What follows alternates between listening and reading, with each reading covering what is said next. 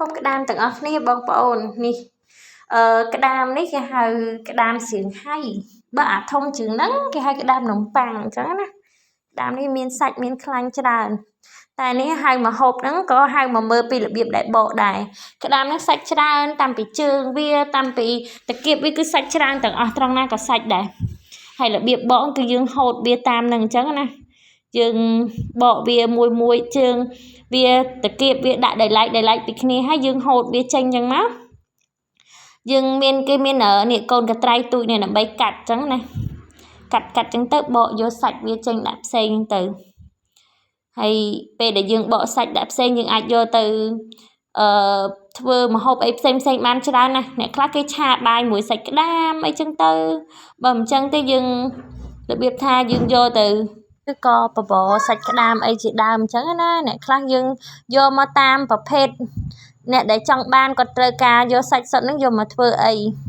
តែប្រភេទបបរក្តាមខ្ញុំធ្លាប់ញ៉ាំឆ្ងាញ់ណាតែបើថាគ្រាន់តែយើងហូបធម្មតាណាបងប្អូនយើងគ្រាន់តែជ្រលក់ទឹកត្រី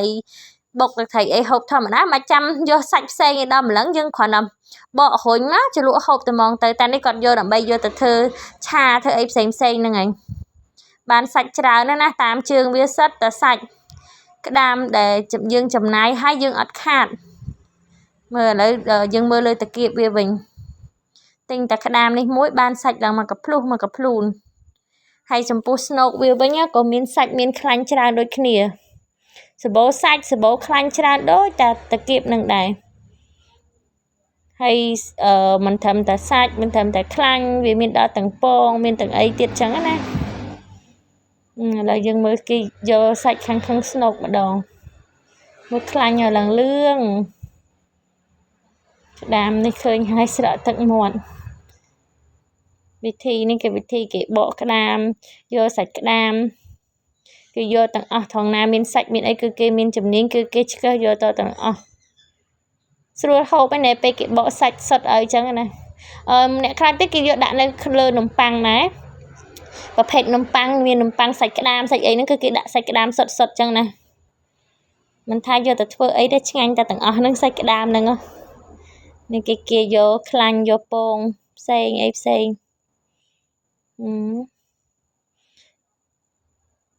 អស់ហើយអស់សាច់មកស្នូកនេះតាមស្នូកនេះគេយកកត្រៃគេច្រឹបតាមនឹងទៀតមានកូននេះគេដាក់ទឹកជ្រលក់ចូលហើយអូយដាក់សាច់មកស្នូកអូយមួយម៉ាត់អូយឆ្ងាញ់ហ៎ឆ្ងាញ់មួយម៉ាត់នឹងសិតតែខ្ទិះដាក់ជើងម្ដងគាត់បកដាក់ទឹកត្រីជាមួយទឹកត្រីមែនខ្ញុំគិតថាបកយកទៅឆាទៅអីមិនអីដាក់ជាមួយអីក៏ឆ្ងាញ់ជាមួយអីក៏ឆ្ងាញ់តំណងណាស់ឆ្ងាញ់